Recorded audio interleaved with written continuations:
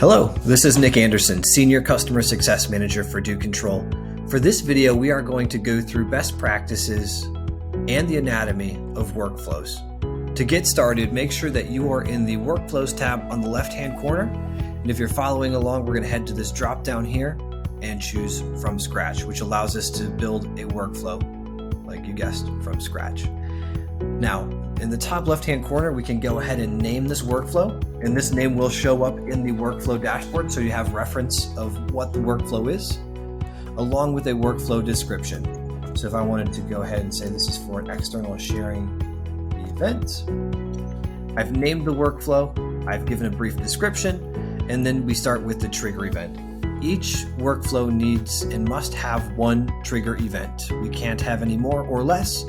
And to define the trigger event, we can go ahead over here to the right-hand screen. We'll go ahead and give the action a name for reference. So I'll say external sharing event, just like in the description. And then here I will go ahead and choose an event to trigger the workflow. And in this list, you'll see all of the integrated applications you have with DoControl. And for this example, I will go ahead and choose Google Drive, and I will choose a change user access.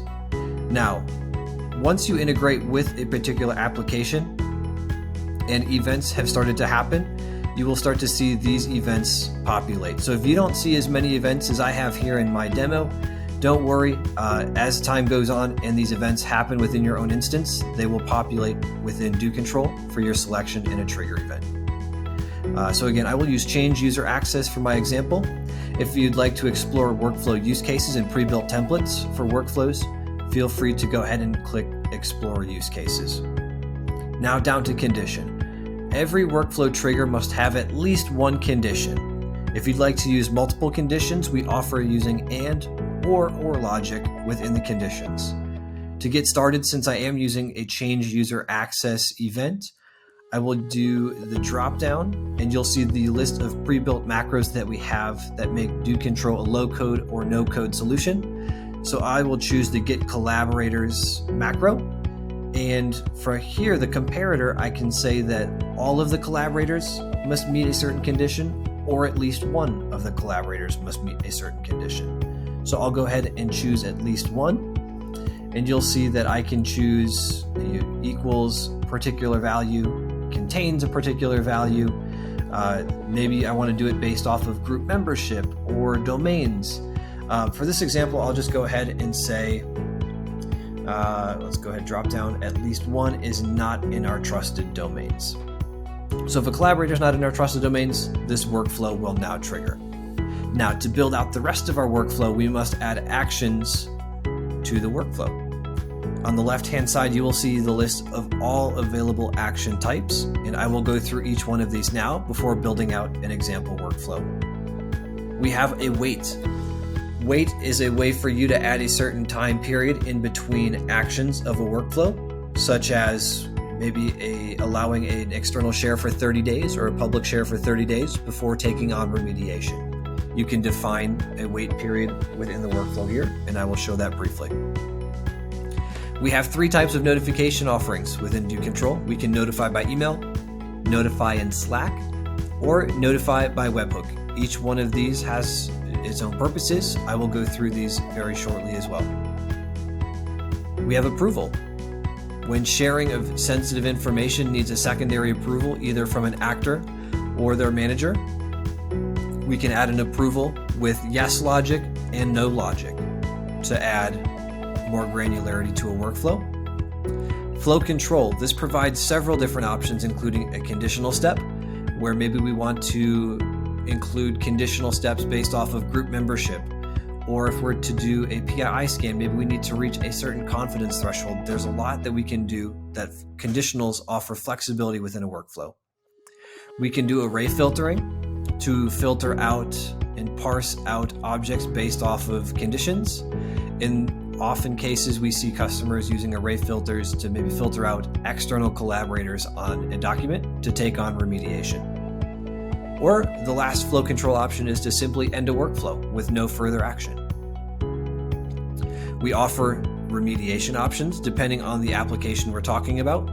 This one, since it's Google, I'll hit the drop down for Google, and you'll see that we have the ability to remove public sharing automatically with workflows. We can remove collaborators. We can delete a file altogether, or we can even change asset ownership if your security team needs to take ownership of a particular asset in order to very quickly change permissions on it. And you'll see that each one of these applications has its own unique remediation capabilities available within DoControl. After remediate, we have query, which allows you to choose a PII file scan if you would like for us to scan the document before it gets shared with an external party. We can look for PII such as social security number, bank account number, passport number, driver ID, and many more. So please take a look at that one.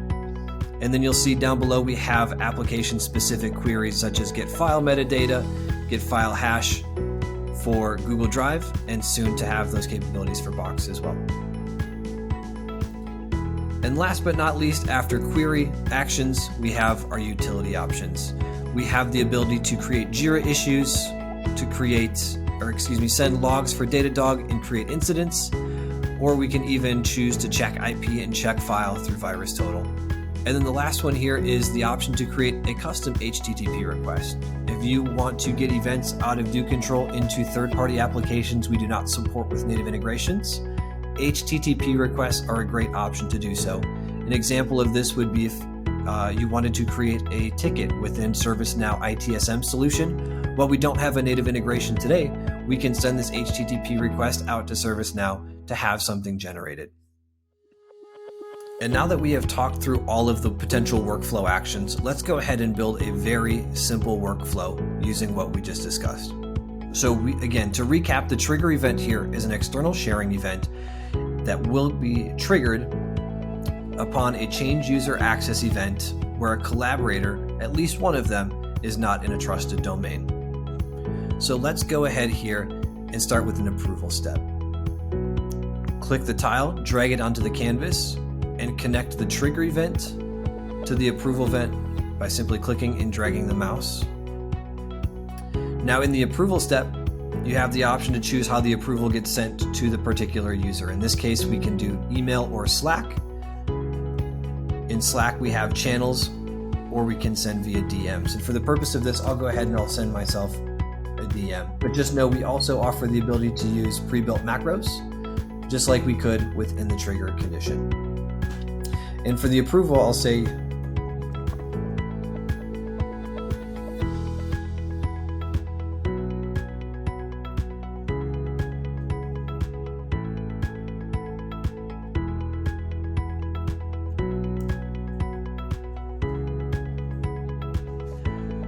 once this message is added, it will go to this, in this case, me as the actor, to approve the share, and I can also define a timeout.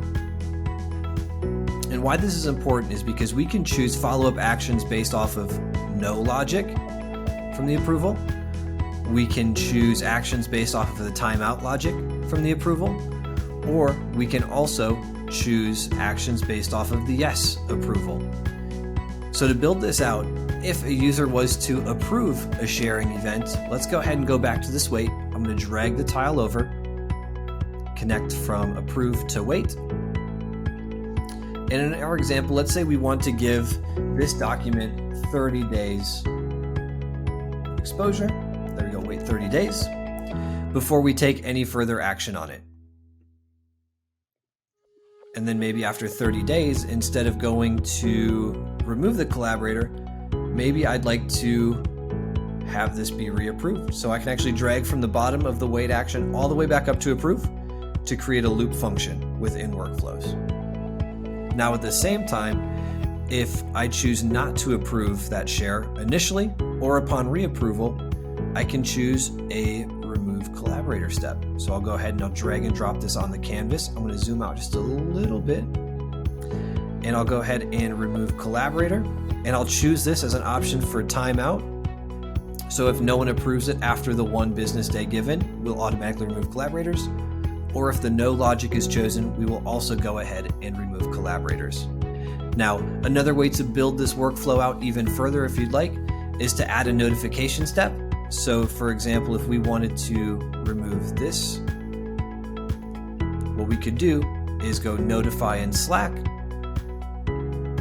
until we'll connect this to the no step, and we'll connect this to the timeout step, and then we'll connect the notify in Slack to the remove collaborator. And if going back to the notify, I can say notify actor of collaborator removal. Now, once this Slack message is customized, it adds a good peace of mind to the actor, letting them know that the shared, in fact, was canceled and the collaborator removed. And you can go again into the notify in Slack action here, customize the message, choose who it's going to. In this case, again, I can choose the individual person or the macro and build out the workflow this way. So again, this is how you can create workflows very quickly. We created a basic to intermediate complexity workflow within a matter of minutes here on this demonstration. To go ahead and activate a workflow now, in the top right-hand corner, you'll see inactive and active. Once you move it from inactive to active, it will start triggering as long as the conditions are met. You have the ability to save the workflow at any given time while you're working on building out the workflow. And from there, if you have any questions on building out workflows, the anatomy of a workflow, basic use cases and best practices, please reach out to your customer success manager. We'd be more than happy to discuss these options with you and set up an additional time to talk through the features and functionality. Thanks. Have a great day.